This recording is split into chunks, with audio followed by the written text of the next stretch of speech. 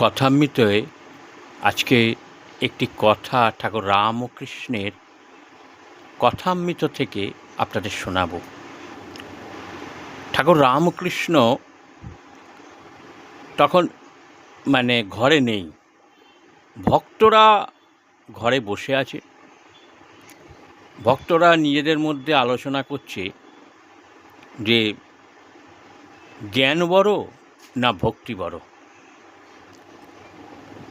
সেই সময় ঠাকুর ঘরে ঢুকলেন, গিয়ে বসলেন।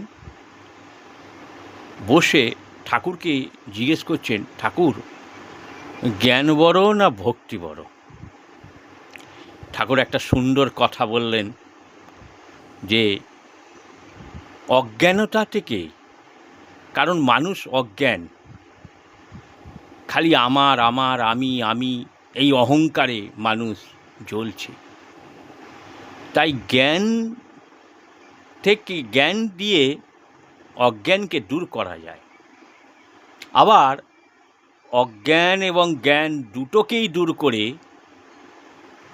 ঈশ্বরকে পেতে গেলে অনুভব এবং প্রেম দিয়ে তাকে পাওয়া যায়।